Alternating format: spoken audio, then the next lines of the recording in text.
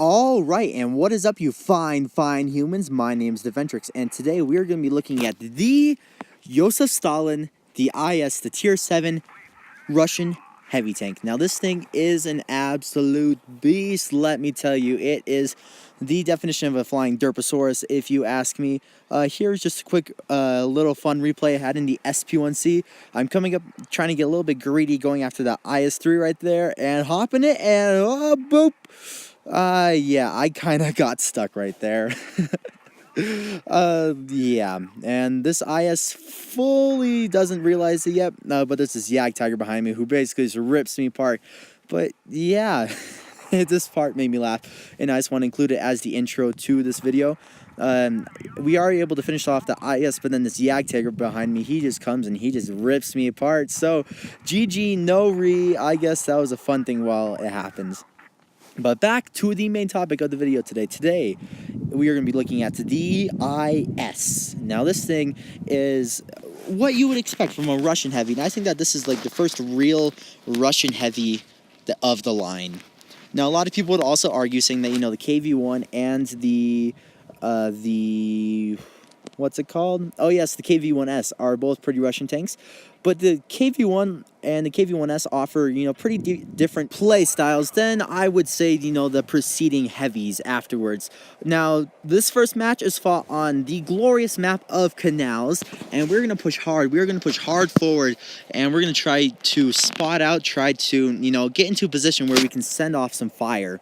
And for those of you who have no idea what the IS is, though, quite frankly, I'm pretty sure most of you do. This tank is a very, very popular tank at this tier, mostly because of its 122mm gun that it packs, which is 400 damage, which is, you know, about 1/3 of all the tanks you'll meet at this tier.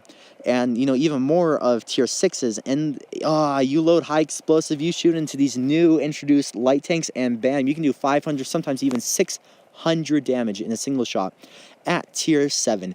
It is crazy. Not to mention that this tank goes pretty well, pretty exceedingly fast, as you can see right here. It also has some pretty troll armor. The armor itself isn't too great. I think the best armored vehicle at this tier would be the T-29. But this thing, it's fast, has a crazy 400 alpha gun, and it has some armor that's really hard to penetrate sometimes. You can even get bounces from tier 9 tanks back when this could see tier 9 tanks. It just has those angles on it. As you can see in this video, not much has happened right now. There's the SP1C. We managed to do exactly, you know, 500-ish damage to it because it's a light tank. But he was basically AFK, so that doesn't really, you know, mean anything to this battle. Now, we're going to push up here, and we're going to try to hide from those two tanks up there, and try to get some shots off in this IS-6, and that was a terrible misfire. I mean, I could have shot the IS-6. Something that you'll see in this replay is that this tank does not have the best penetration, so I will be switching up to filthy APCR. So sue me.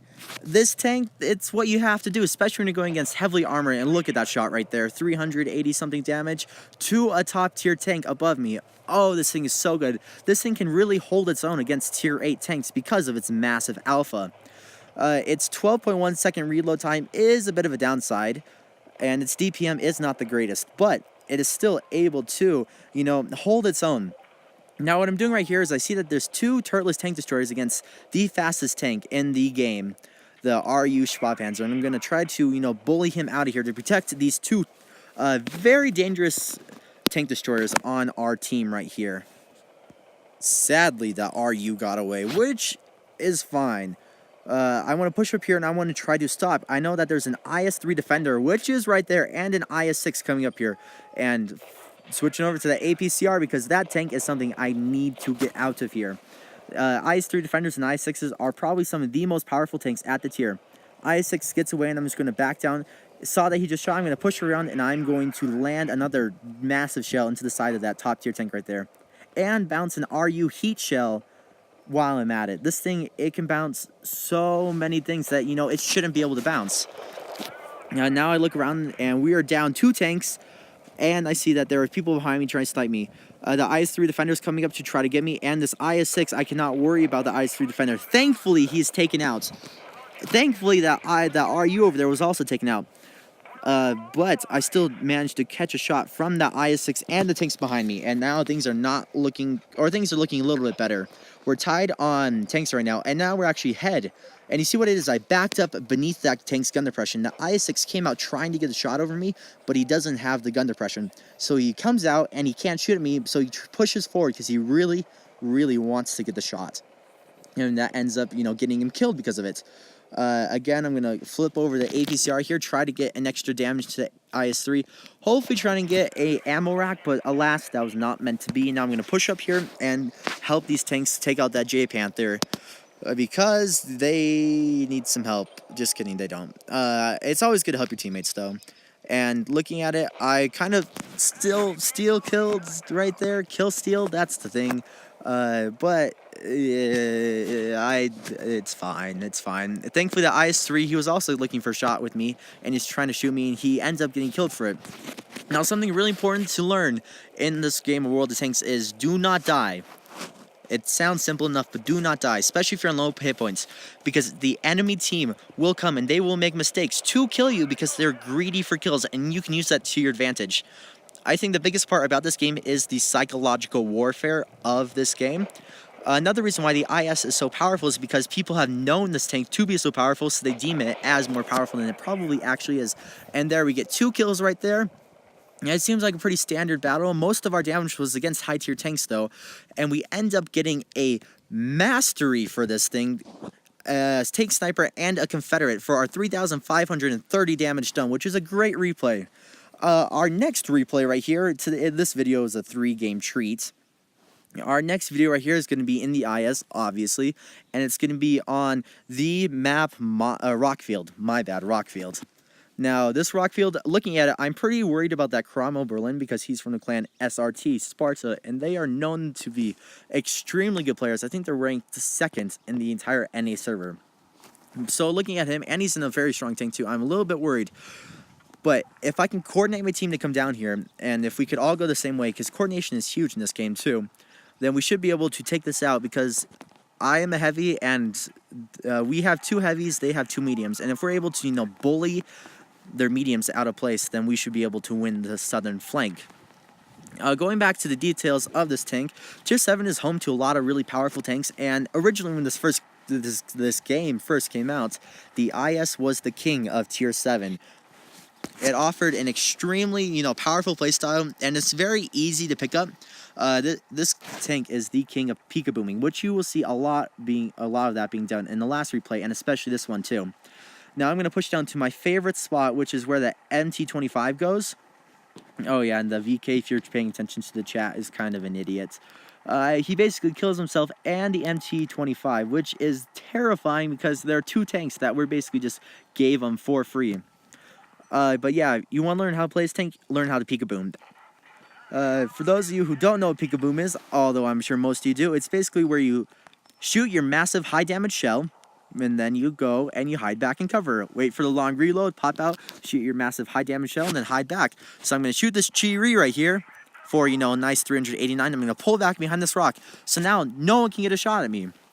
Now I'm going to pop back up since no one's aimed their gun at me, and I'm going to aim it on this VK, and then I'm going to shoot him, and then I'm going to pull back again. And that is peekabooming 101. It's a very, very, very simple strategy that it's one of the first and most important things to learn. Another thing that I don't really do in this game, but is side scraping after you peekaboom. And lovely shot right there. This tank, as you can see, has a massive pineapple on the screen. So it's very important to either aim your shot or pray to Stalin because you need RNG in this thing. Now, this VK is providing a little bit of problem, and I'm really keen on getting him out of here. But right now, we're still 2 tanks down, and they have us surrounded, which has me a little bit scared. Now we're 3 tanks down.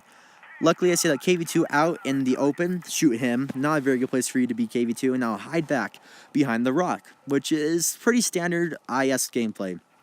Now, I know a lot of people who are, more advanced at the game don't really like the IS too much, simply because it doesn't have the speed or the finesse of a medium tank. Here, killed that Stritzvong. He was feeling brave, I will say that. But the IS, it's a bit restrictive, even though it is extremely fast for a heavy tank. It has, a derp gun, and it has, a long reload. And somehow we were able to manage this. I think the main reason why we won that is I was able to hold that flank, and my teammates were able to push around. And as you can see, I've been basically shooting at the reload, which will amount to a lot of damage. This is one of my favorite games I've ever done, just because it was down and we come up as the underdog. It's only second class for the 2500, but I felt like I did a lot more that game, holding that flank, which is what you need to do. And by holding that flank and by stopping the enemy advance, we were able to pull that one out. And now this is the last gameplay of the video. And again, it's on our good old friend Canyon, this time Supremacy Battle. And I don't know about you, but I love the Supremacy game mode. It just offers so much more, strategy and tacticians than the standard battle. For this one, I think it's probably my favorite game I played in the IS recently. It's hard to beat that Rockfield one, but just wait and see this video. Thank you, KV2, for loading HE. I was actually very grateful when he said that, because that's what KV2 should be doing. For this one, our team is deciding to blitz A. And I see the B cap over there. I think about going over there, like in my comment video. If you haven't seen that, you should go check it out. But I was thinking about going up there and starting to pressure that B cap. But one, I do not have gun depression, so it won't be very effective there. And two, I do not have view range, so I also won't be effective at spotting the tanks there. So I decided to push around and go to this A cap, which it kind of contradicts what I said, but the B cap is so important if you're in a tank that's able to pressure it. And if I'm going to be successful in this game, I need to put this into a situation where I'll be successful. Now, this is a bit of a misplay. I was driving around this corner not expecting their entire team to be on this flank. It kind of caught me off guard, but then I see that their entire team's here. I'm like, oh my gosh. And there's a building here. I quickly go behind the building and I start side scraping, which this tank is pretty effective at. Now, that was a pretty chancey shot at the Dicker Max, but I'm quite happy it went into that softly armored tank. But now I'm going to go and I'm going to start side scraping, which this tank can do. I do a perfect 500 damage roll, just want to point that out. That's the highest amount of damage this tank can do in a single shell, which is pretty impressive. But back to the side scraping, gosh, so much is happening at the same time. But this is what this tank is built for, side scraping. I KV2 one-shots the ARL, man, so many things are happening. But it's made for popping out. I'm going to switch over to APCR because that thing is a frontal heavy monster. I'm going to lay my shot. I'm going to take a couple shots in return, which is not ideal, but, it's better than sitting out there and waiting for the reload. But going behind this building, I am able to completely protect myself, because the best cover is not being seen and having an immovable object in between you. And that team is not an unstoppable force. I'm going to go back again, and I'm going to be able to finish off that Dicker Max with another huge RNG luck right there. And now I see that the SU just shot, and I'm going to risk it. I'm going to pull forward to this rock, try to gain some more territory, and hopefully be able to pull out a shot. And I see that he's looking at me, and I'm like, oh, dang it. So I fluke my shot, but I don't take one from him, which is what's important. Now I push forward again because the other two tanks over there were no longer spotted, and I do end up taking a shot from that VK over there, and I managed to, bounce off a tier 7 tank, but that's okay. I was gonna shoot this ISU, but a ram works well as also, and I go to this VK, and boom, I ammo racked the tank. Now, that tank is the easiest to ammo rack in the entire world because it has little circles on the side where its ammo rack is. And if you can hit inside those little circles, then you basically ammo rack the tank. That's another 1,100 damage. Perfect to add to your score. A little bit of padding buff to get that SU-100 there. And that is the third battle of the game. Now, it doesn't feel like it did that much, but I was very aggressive. And I get a mastery badge for it for 3,000 damage. Anyways, thank you so much for watching. My name's Dventrix, and I hope you all have a good day. Bye.